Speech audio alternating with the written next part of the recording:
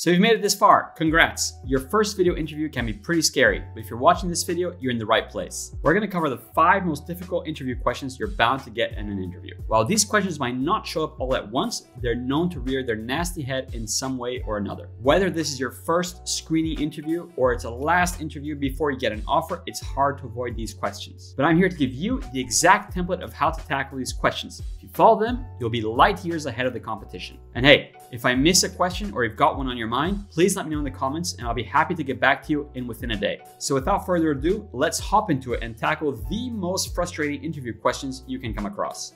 Probably the most annoying and most dreaded question to be asked is, why is there a gap in your resume? This is a question that needlessly saps the confidence of many candidates. While it seems like a personal question that the interview is digging down into, the truth is that almost everybody has some sort of gap in their resume. And since almost everyone has a gap in their resume, answering in a bland and generic way will not do you any favors. So instead, try this template. Acknowledge the gap, in fact, own the gap. Be honest as to why it happened and turn it into a positive. So instead of saying, oh yeah, about that, I was in between jobs for 6 months because at the time the economy was in a complete standstill and it was super difficult to get a job. So between working for company A and company B, I had to take a 6-month break to take care of my family. It was a really hard decision for me to make, but one that I do not regret. During those 6 months, I truly understood my value and what I'm passionate about. So I'm really excited to get back to doing what I love. I really want to get back to my career. This new perspective would not have been possible if I had not taken the time to step back and reassess what really mattered to me during the time I helped take care of my family. And don't worry about it. There are arrangements in place for someone else to take care of my family in case they need an extra hand again. So in this example, we talked about facing a family crisis, which resulted in the break in employment. But the key here is to make sure to mention that you made arrangements so that should another crisis occur, it won't have effect on your work. Always try and frame the situation into a positive light, one where you grew and learned a lot. One great trick is to use the STAR method to help organize your story along with our template. We actually have a video on that right here.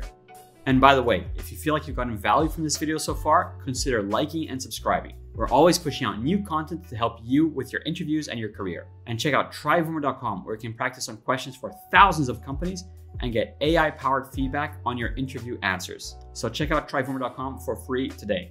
Okay, so this one's a little tricky, but it always ends up coming up. When it comes to questions asking about how much you want to be paid, the best thing to do, as usual, is to be honest. First, make sure you did your homework and research what is a typical compensation for the industry and for the position. Even better if you're able to dig up actual company numbers from platforms such as Glassdoor or Fishbowl. After you figure out what is appropriate for the role and the industry, decide whether that's right for you. I'm a huge advocate of knowing your own worth, and odds are when given a range, the company will opt for the lower number. So make sure that even on the lower end, you are being properly compensated for your work. But keep in mind, it's totally okay to ask more than the range, if you feel like you have experience and skills to back it up, of course. Most companies are willing to pay more than the industry average if you bring a lot of value to the table. Our template for this one is pretty straightforward. Start off with numbers from your research. Give a range you'd be personally comfortable with and back it up with your reasoning. So let's see it in action. Well, based on my research, what is typical for this role and this industry is around 60 to 80K a year. However, I'd be comfortable with a slightly higher range, between 80 and 90K. I know this is on the higher end, but given my experience, I'm confident that will bring a lot to the table, and this will more than justify this higher compensation. For example, at my current company, I brought in 3 times expected growth. So working in a company like yours that has even more resources, I could bring even more value. Okay, so this next one is pretty standard for interviews. At this point, you could even consider it a cliche. So many recruiters and hiring managers will ask this question during their screening interviews. But believe it or not, most candidates are not prepared to answer it. I know, what a shocker that this question will come up. And if you've done your research, then you know many sources will tell you to turn your weakness into a strength. But actually, that's not the best way to answer this question. Or rather, that method is not complete.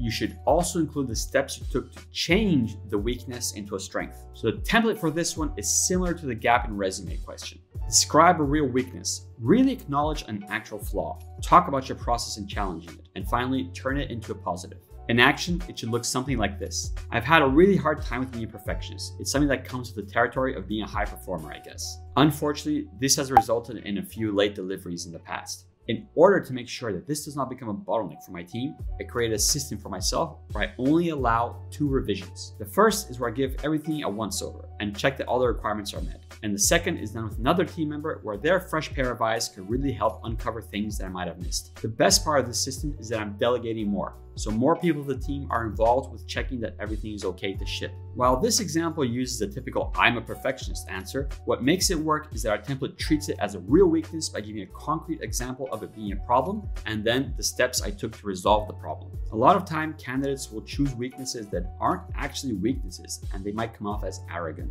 Be modest, be humble, and back up what you say with examples. That's the real key to acing this question. All right, so this one is pretty straightforward, and I can guarantee you that they will come after you with this question in one way or another. There's really no magic trick here besides just doing your homework and being prepared. You should definitely have a good sense of why you want to work for the company, even before you go into the interview. The reason should highlight your core values and what you want out of this opportunity, while at the same time describe how all this aligns with the company's values. It's also important to tie everything together and explain the value that you can bring to the table should you work here. Altogether, the template for this one looks something like this. Describe what you value, align that with the company's values, tie everything together with what you can bring to the table. My goal in life is to find joy in everything I do. Probably the worst feeling in the world is waking up in the morning and not wanting to get out of bed. For me, this happens when I feel like I'm not growing, when I feel like I'm not being challenged. So what really draws me to this company is that you have a very strong focus on growth. And not only that, but you have a very strong commitment to become a green company and use that to power all your future growth. I would love to be part of this company because of your focus on growth and how you embrace new challenges to make the world a better place. So this one is pretty tricky, especially if they load the question with strong words such as hate or made you mad. Or God forbid, they might literally ask you what made you leave your last job. Regardless of how this is phrased,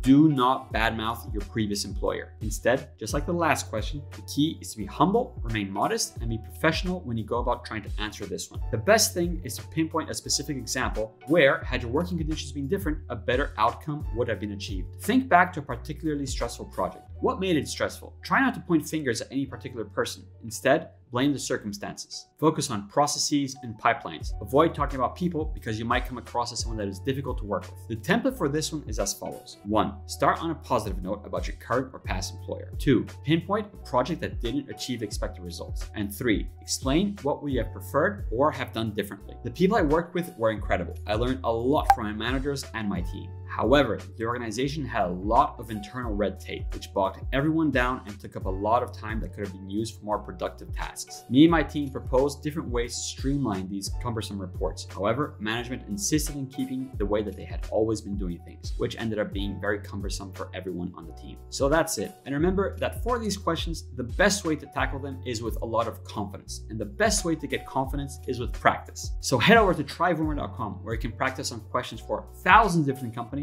and get AI-powered feedback on your answers so you can quickly improve and land that dream job. Let me know in the comments if there's something that you want me to cover. I usually reply within a day. And as always, good luck with your interview.